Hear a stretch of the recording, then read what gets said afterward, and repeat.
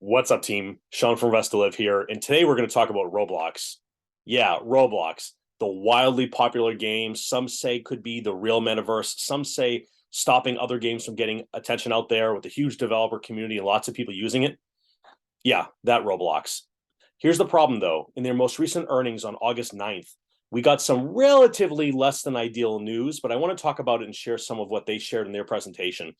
So the headline really reads that Roblox, excuse me, missed on top and bottom. So what does this mean from a numbers perspective? Well, here's the reality of it. From a loss per share perspective, they were at 30 cents lost versus 21 cents expected. Not great. And revenues was 639.9 million versus an estimated 644.4 million. So not catastrophic, but still it's a miss. And this is important to realize that we're talking about bookings when we talk about Roblox, right? Bookings means sales recognized during the quarter and deferred revenue. Okay, they saw bookings decline by 4% year over year. Now, as well, we also know that they make money by selling their virtual currency, what we call Robux. And believe me when I tell you, I hear about Robux all the time, as I often like to think the real cryptocurrency. And this is how they build their skins, and they get extra features and superpowers and things like that in playing their games. Now, I want to go over some of the numbers here in a second, but I just want to call this out that this is another interesting earnings. This is a company that really did well in terms of the COVID shutdown, right? People were at home, they were signing up, they were using it in mass. So overall, it's a pretty cool thing. And I think that that's why these are the kind of earnings that don't get me really all that concerned, because in comparisons, of course, when people were at home and had nothing to do, of course, things were obviously going to be much better if you're talking about a virtual environment and playing games to keep yourself from being bored. Excuse me. So I want to share my screen here to cover some of this with you. And this won't be a real long one. So this was called out here as some key metrics for July. I thought this was really interesting that they shared this. So daily active users, or DAUs, they saw 26% year over year growth of a number of 58.5 million. That's pretty good. 4.7 billion with a B hours engaged. That's 25% year over year growth. I'm not even going to take a guess at what ABPDAU is, right? I'll look at that up later and come back with that in the comments. But we saw revenue as well, 205 million to about 208 million. They're calling this is unaudited, so excuse me, just be aware. That would represent also a 25 to 27% year over year growth. And then again, bookings, which we just discussed a moment ago, 243 to 247 range, representing an 8 to 10% year over year growth rate. So all good stuff here from a numbers perspective. I always get a little nervous when they sort of cherry pick, like, oh, for July. Those are the things that concern me a little bit, but I want to jump in and talk about a few things in here I thought were interesting. I do not currently own any Roblox directly to my knowledge. If I do, it's under a handful of shares and sitting in an account that I'm not looking at, but it could be sitting in some other indexes, just to call it out. I don't have any options or anything like that open on this stock now. And this was the supplemental material that was given out by the company. So I just want to call this out. This is not my document. This is their document. Now, additionally, of course, they have forward-looking statements. They have non-GAAP financial measures called out here, and they also have their notes on operating metrics. It's really important to understand that every company can report slightly different than another company. So if you go into their investor, their IR department, sorry, listen to me today. If you go to Roblox IR, all this is in there. I urge you to read it all, because they can be reporting things that are different than the way you're used to seeing them. And as such, the results might be different than what you're used to seeing, or you can very easily misinterpret something that looks similar but may not be. And the fact that they have so many warnings on here speaks to the fact that this is a unique business model, when you have to really take into account, okay?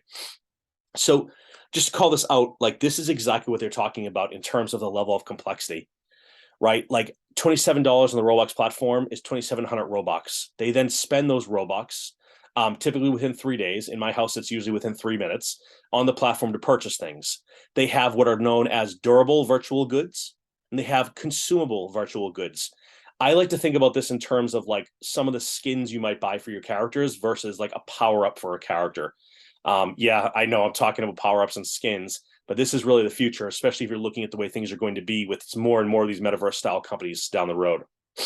Just want to call that out, that's how they're thinking about things here, right? Where they have that $27 on Robux is bookings recognized at $27. Okay, bookings recognized. When they spend that, we see revenue recognized, right? There can be deferred revenue as well, and then also revenue recognized tied to those consumable virtual items. This is not straightforward stuff, so I'm gonna leave this on the screen for an extra second here to call it out. But it's just very interesting to see how we end up getting to that total of $27 in bookings based on recognition of revenue. It's an interesting model. It's worth understanding this if you're looking at companies like this, okay? This is not standard for everyone that's out there. Some of the things that I thought stood out, although they did miss on estimates, which, that's never a good thing, but just to call it out, we did see revenue overall hit a new high here. And again, they're calling this as unaudited. That's, be concerned, don't be concerned. Really, that's your choice. Then year-over-year growth of, it's hard to see here, but it says 30% growth. So, these are good numbers overall. They call this out that they have 4 main expense buckets. I thought this was really, really great and actually a very thoughtful way of calling it out. I'd also call out, this almost looks like a Lego. I don't know if that was on purpose, but for me, I picked it up right away. So these 4 expense buckets: cost of revenue, developer exchange fees, personal costs excluding SBC or stock-based compensation, and certain infrastructure, trust, and safety.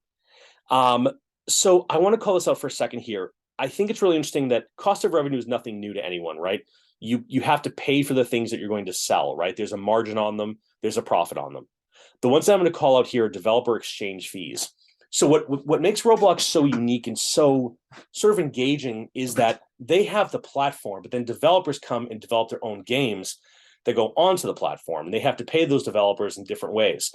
So when you're thinking about that expense bucket, these are the sort of the third parties that are developing the games that are getting put on the platform, that are getting used by the players. And then if they purchase things within those games, that's where really that revenue is coming from. Okay. Excuse me. The other thing here is we're talking cost of revenue. Okay. So cost of revenue for the most current period being 2Q of 22, we saw 22% of year-over-year growth, and they're at 143.2 here. This is in millions, so 143 million. Now, this is the second highest cost of revenue we've seen. Excuse me.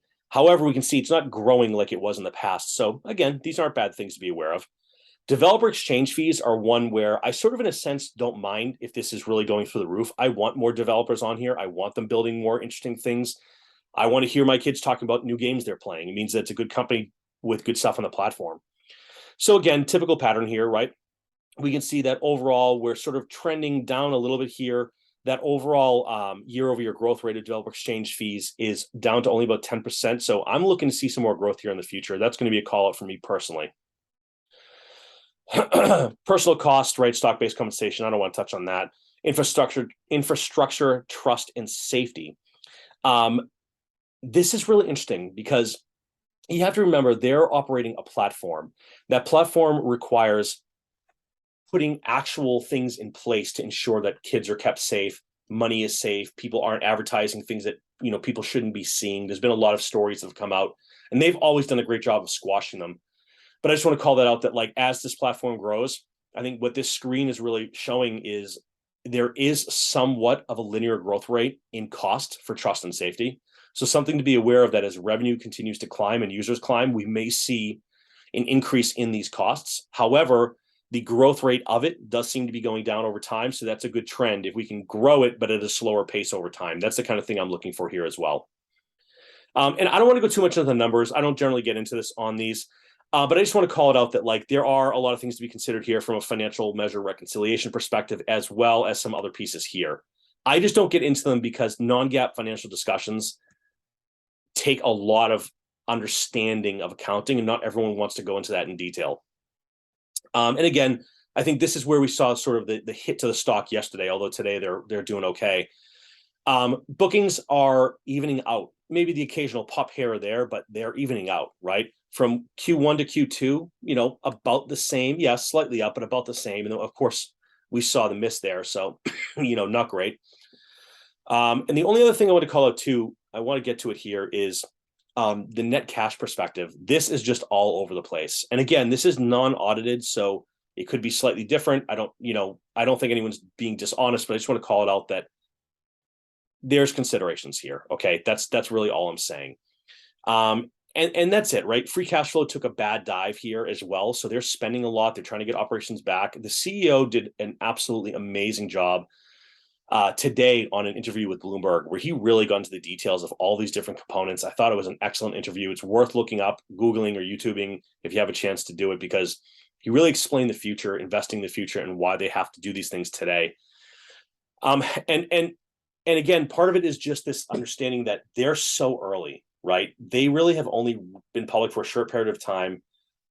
They're growing with speed, but there's going to be lumpiness in the way they grow, right? Their DAUs, or daily active users, has pretty steadily grown. Of course, we see a little bit of a drop on the screen here, but overall, they are growing and more people are using the platform. So for me, it's going to be curious to see, how do they get more explosive growth back to the table?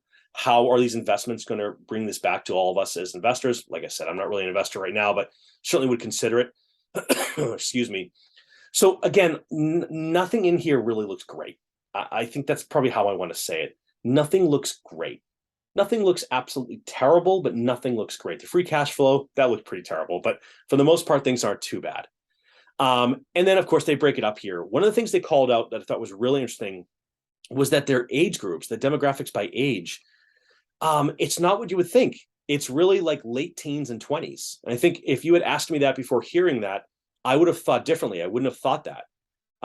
So it's just, again, an interesting dichotomy as far as sort of what that age group is and how it's growing, right? You can see here under 13 and over 13. Those over 13s are really accelerating quite a bit. I think that's really interesting. It's a good call out here. And then hours engaged, of course, we called that out very early in the call. With COVID and everything else, I expect this to be somewhat the case. Again, nothing concerning for me, but I just want to call it out here.